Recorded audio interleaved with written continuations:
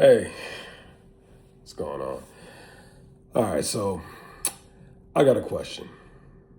Well, actually, I have three questions, but I'm gonna get to that in a minute. First, I just want to talk about while I'm on here. What I'm going to talk about today, I think is something that it's going to help me. More importantly, it's going to help others. So I'll just, as I've said before, So I'm doing this, something that I believe God placed on my heart to do. I want to be honest and transparent as much as I can. It doesn't help to try to put on any kind of facade if I'm really trying to put this out here.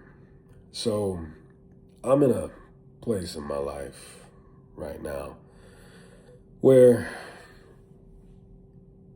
I want to be a better man. I want to be a better Warren. So I'm working on building and becoming that better man, right? Like that better version of myself. A lot of people say that.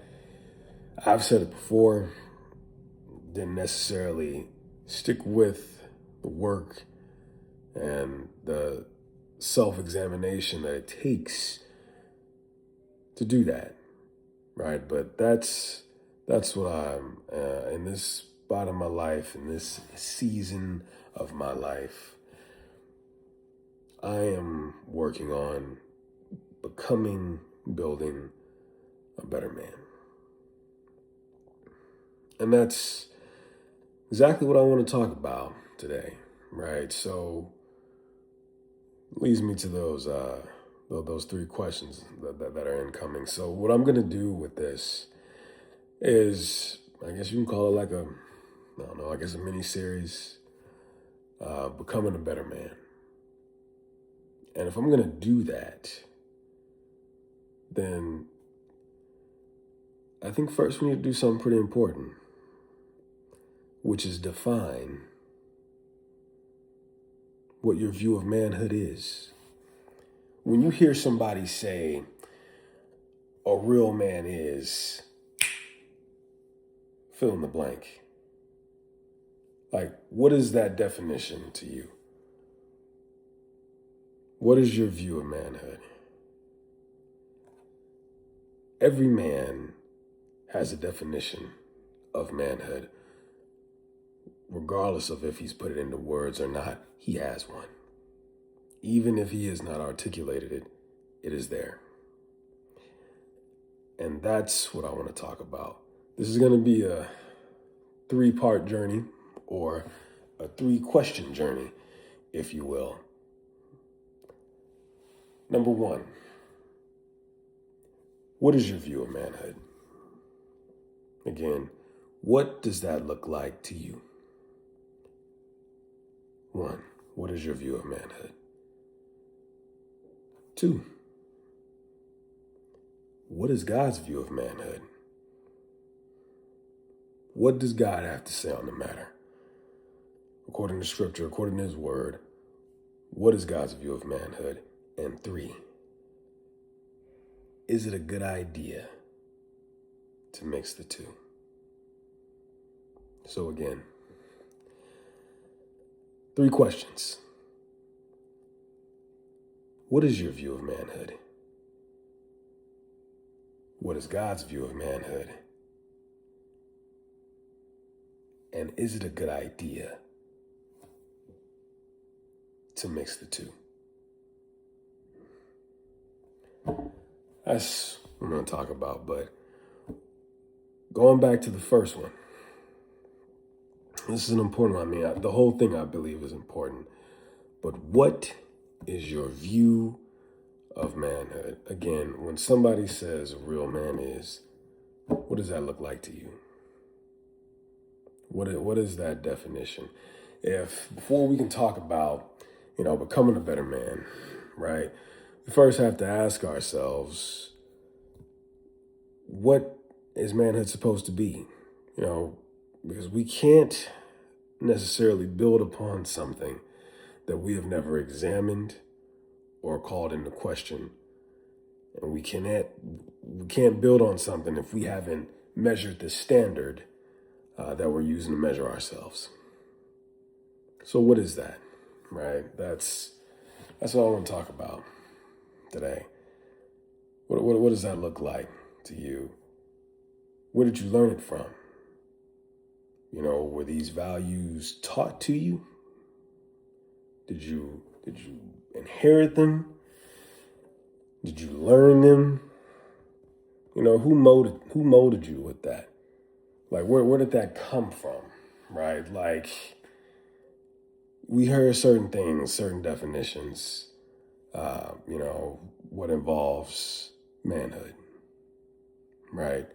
Providing for your family, protecting your family, being honorable, keeping your word, being dependable, right? Being someone that people can rely on.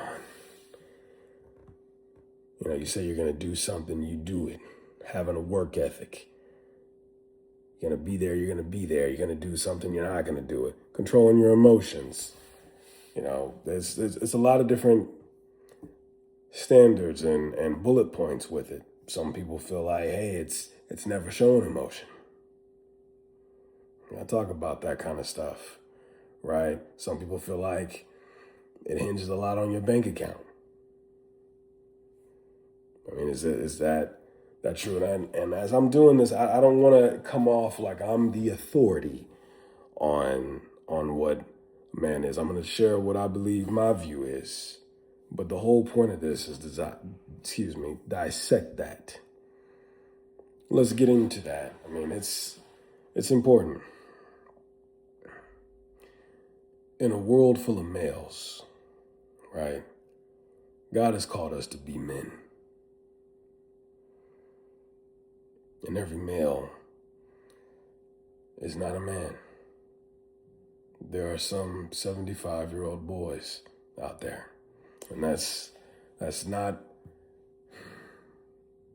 it's not my place to try to condemn. But I think we've all met people who maybe, physically they look the part, but here, which is where it counts, they were found wanting. So this is what I want to get into today. Some qualities may be healthy. Others may sound good on the surface, but, become harmful depending on how we understand them. Like, for example, being emotionally disciplined is healthy, right? But pretending like you never experienced pain, fear, anxiety, that's not exactly the same thing, right? Like, I mean, that's not it. To kind of pretend like you don't have emotions, that's not healthy. But then again, were you taught that? Were you taught, hey, you never cry, never show weakness, never show emotion, right? Like, which gets into kind of, I guess, the next part that I want to talk about. I mean, we're kind of going to dissect something like this. Who taught you to be a man? Fellas, like, sound off. Like, I post this, drop it in the comments. Like, who taught you? Who sat you down? Who taught you how to be a man? Some of us, maybe we learned it from our fathers, right? Some of us, maybe we learned from what our fathers did, and maybe what they didn't do. I heard an expression for those of you who might not have had a father growing up. I've heard that when a man is absent in a boy's life, he has a hole in his heart the size of his father, right? Some of you were maybe throttled in the position sooner than you wanted to be. Maybe, whatever the scenario was, maybe you came from, mother was a single mother, father wasn't in the picture for whatever reason, and you had brothers and sisters, and you were the oldest, and you had to step up. So you had to become one at a faster pace than what you wanted to. Maybe what your emotional and intellectual state would have preferred you to. Maybe you had to gallop at a faster pace to get to a spot that you weren't ready to get to.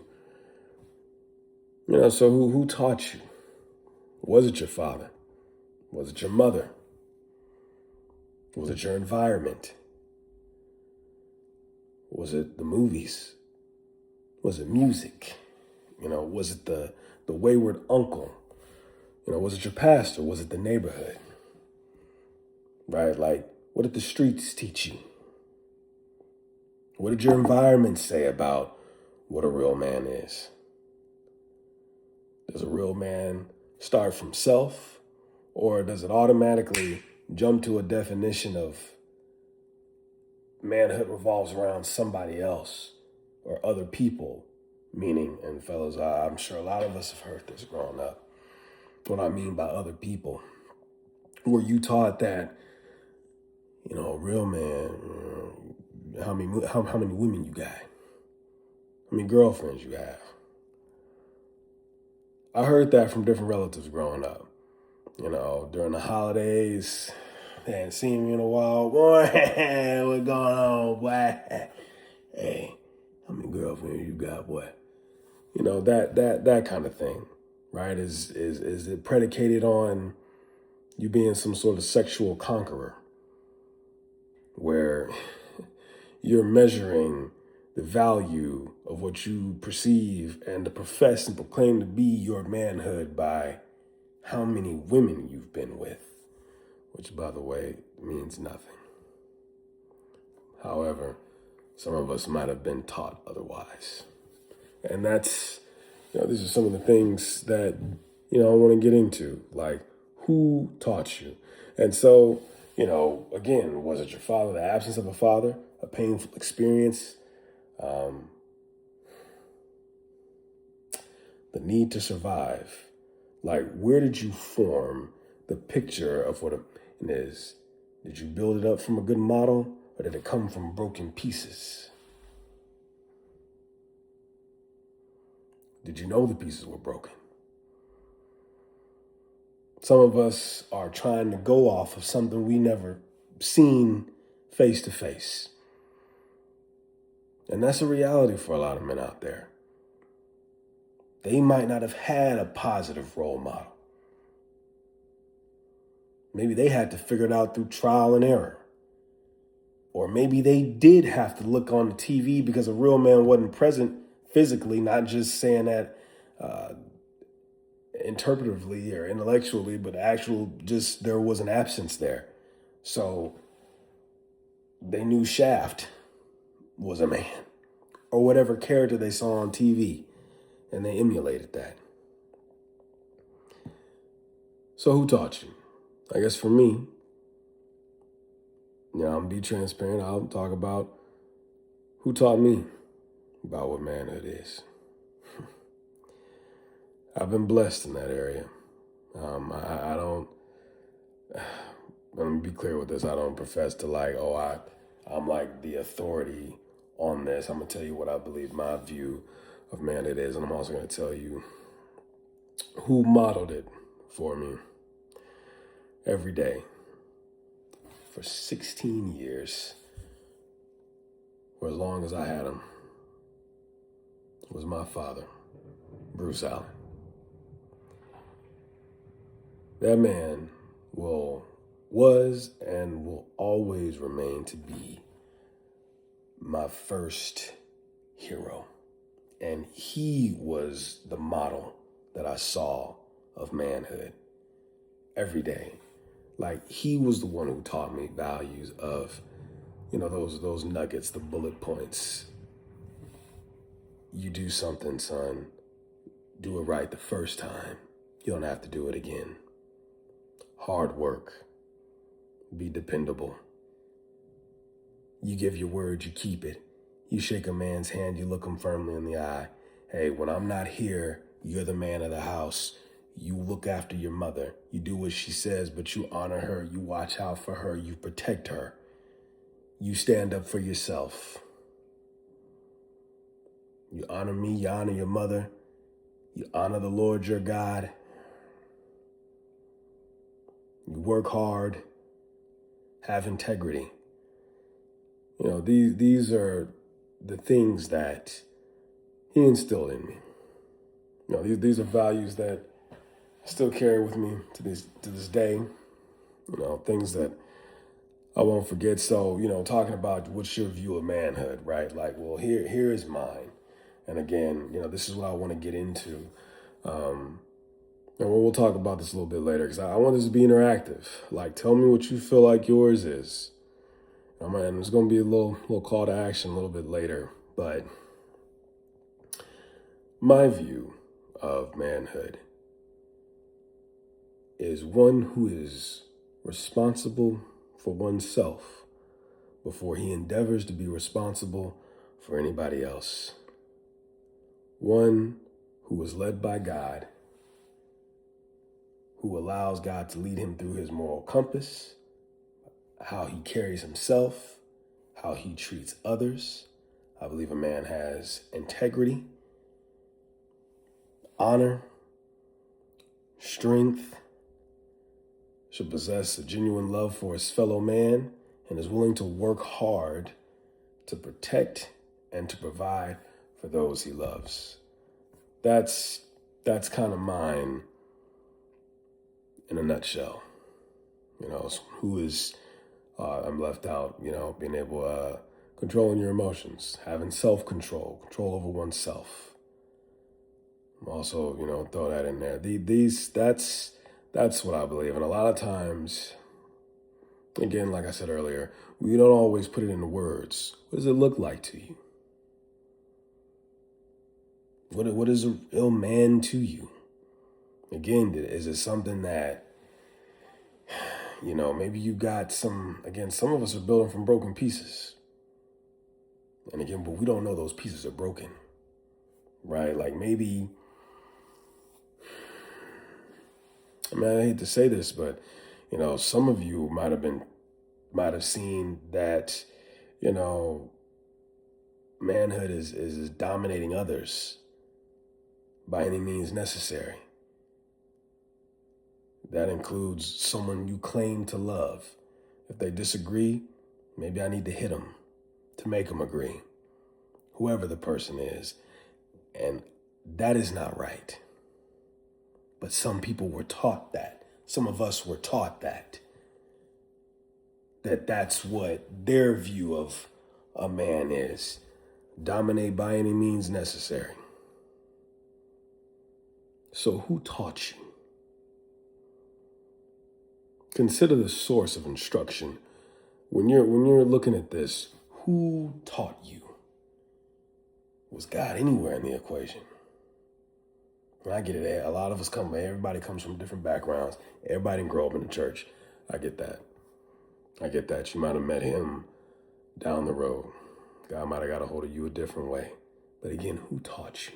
Right? Like this is what's important. This stems from, who we are, right? Like this matters, that where that instruction came from, what you learned along the way, like the definition you inherited, right? Like these things matter. Like, what was that definition for you, right? Like these are things that you might have heard. A man never cries. Man never asks for help. Man knows what to do all the time. Man, again, here goes that. A man's measured by his wallet. A man's measured by the women that he has, the things that he has, or a man can't apologize. Some like all of those things. People might have been taught different things that they feel were right. But this goes like to the next part, right? Like, what is your definition produced? What has your definition of manhood produced? Like, what kind of, we've heard this said, like, inspecting the fruit, right? Like, that's what we got to do, right? Like, has your view of manhood made you more responsible? Has it made you more loving? Has it made you more disciplined? Has it made you more patient? Has it made you a harder worker, a better individual? Has it made you more honest? Has it made you more emotionally aware? Or has it caused you to close off? Has it caused you to, be prideful? Let your anger control you. What has it produced? That's the next question you got to ask yourself on this journey. Like, what is your view of manhood? And what has your definition of manhood produced? Right? Like you gotta take a minute. And this is like the whole point of this. It doesn't help if you're not honest. It doesn't help if you're not honest. And I hope it's the brothers on the other end of this screen. Man, it doesn't help if you're not honest. Like, this is something that I've learned. You have to study you to develop you. Like, you got to lock in on you. You got to pay attention to the fruit that you're producing for yourself and your own life and for others. Like, every definition produces a direction. What you believe a man should be will eventually shape the direction you go into. I mean, it does. So your definition is producing a direction. And what is that direction? Where are you going? What has it yielded you so far? It doesn't mean that, and no, I'm not saying that, like, if your life doesn't look perfect and you jacked up. No, of course not. None of us are perfect. I know good and well I'm not. But be honest. What has it gotten you? And as I'm asking you these questions, excuse me, I'm asking Warren the same thing. This is that cut the TV off. Get quiet. Sit on the couch for a minute. Talk to your Heavenly Father. Talk to yourself. Be real with you. You might have a real hand-on-mouth moment. You might, man, I ain't never really thought. You might have that moment, and that's okay. But we got to lock in with that. This is how we get better. What is your view of manhood? Again, every definition produces a direction. And what direction are you heading in? Where has your definition of what you believe to be a man, where has it led you?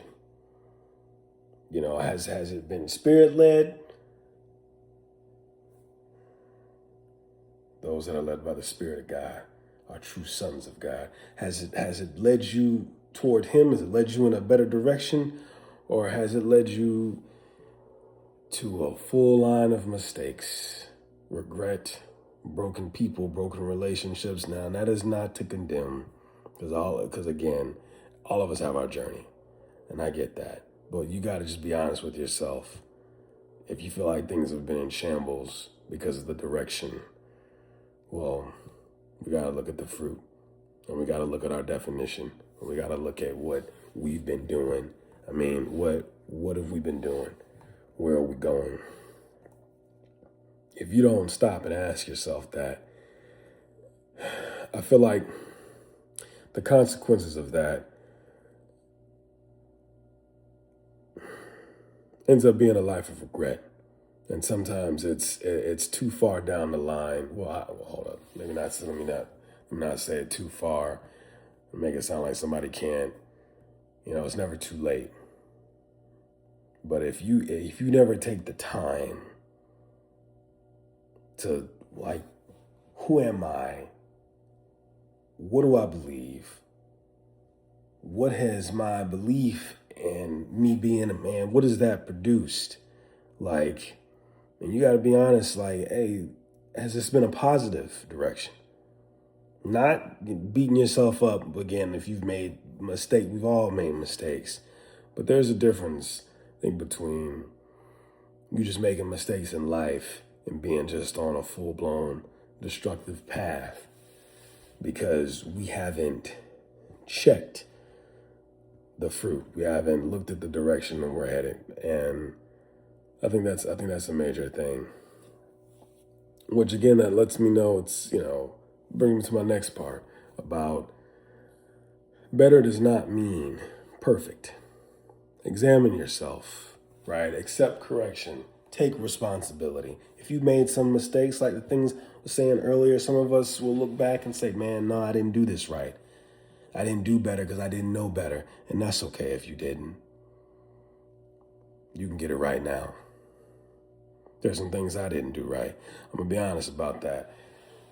As I'm getting older, as these have, these little grays have come in formation, I've had some regrets. I've had some, I wish I should have done that. Or, man, I wish I didn't do that. And I used to hear some of the older adults talk about, man, if I could go back and do, if I knew now, if I knew then, what I know now. We've all done that. And I've had some of those moments myself. So it's not about being perfect. Just admit where we're weak. We got to unlearn unhealthy behaviors. Let's take the time to grow spiritually. Let's try to make some better decisions. Spend more time with the Father. I'm not trying to preach. I got to do that myself. But being in line with the one who made you will definitely take you a lot further than where you will ever be on your own. We were not made to be the Lone Ranger. That might look cool in a movie. It might sound good on a song. It might be pretty nice on a poster. But trying to be an island of a man where no one can get to you, that's not going to help you. That has helped no one. Being closed off has helped no one. And this is what this whole thing is about. The Eyesight Project. Iron sharpens iron. So again, and trying to become a better man. Better doesn't mean perfect. Better means improvement. Working on yourself, seeking wisdom. Getting some wise counsel. Being humble enough to go talk to some other brothers, that might be older than you. Or maybe they're the same age. But they have some more expertise, maybe in an area of dealing with some emotional things than you do. That's a whole nother topic. But again, this is what this is about. Iron sharpening iron. I hope, let me know, man. I hope this is helping so far. But, a better man is not a man who never gets anything wrong. A better man is one who is honest and is willing to recognize what is wrong and humble enough to change it. Right? Be humble enough to change it. Be humble enough to change it. That's what this whole thing is about. We're just trying to improve. I hope this is helping somebody. What is your view, manhood? Again, and this is the part where I want to start asking, this is like some practical challenges, right? Again, a question I asked earlier, who shaped your view? Who shaped your view in your life? Who shaped you? Again, was it family, friends, environment, situations? Who or what shaped your view of what manhood is, and which parts have helped you? What parts helped? Everything wasn't all bad. Some things were good. Maybe some of the tough parts produced some strengths in you that you're using to your advantage today. That's a good thing, right? Which parts have hurt you? And learning this view of what we believe a man to be, what has hurt you, right? Like sometimes we don't always talk about that kind of stuff. And here's a bigger one. But what kind of man has your definition of manhood produced? What type of man has your definition of manhood produced?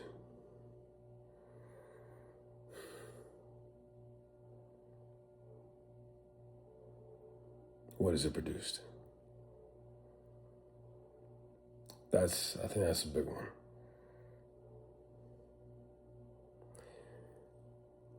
And then last but never least,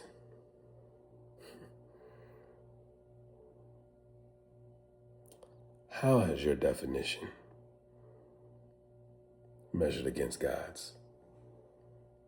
I told you it was a full 3-question journey. What is my view of manhood? What is God's view of manhood? And is it a good idea to mix the two? And so that's what I want to talk about. That's what we're going to continue to do in this series, man. I hope this has been impactful for some of you, all of you. I mean, even myself. I'm gonna be honest. I think if you really take a minute to sit with some of these questions, and I got to go back and sit with some more of them myself. I want to be a better man. You got to look at what you feel like one is in the first place. Because we need more men. Again, there's a lot of males out there in this world today. But every male is not a man. God has called us to be men. I heard a pastor, I saw this on an Instagram clip. Forgive me, I can't tell you who it was. But he made, a valid point. Man was speaking some real truth. And I even remember Bishop saying this too, as well. Like, in the fall, when Adam and Eve ate of the fruit, right? When God came to the garden, he was looking for answers from Adam first. Nothing popped off till Adam ate the fruit. He was holding a man to a higher standard. That's a whole, there's a whole sermon in that, and I'm probably not fully qualified to preach on, but that just, here again. So God values manhood. Yeah, like it is important. And if we don't know what being one all entails, it's time to ask. That's the whole point of the Eyesight Project. As iron sharpens iron, so does one man sharpen another, right? It's time to get sharpened. It's time to talk to another brother. Join arms with some other men and let's be better. This is the Eyesight Project. Love you. God bless. We're going to keep talking. We're going to keep building. I'll see you again soon. I hope this helped. I look forward to hearing, again, put in the comments, what you got from this or any other things that might have stood out to you. I'll see you soon.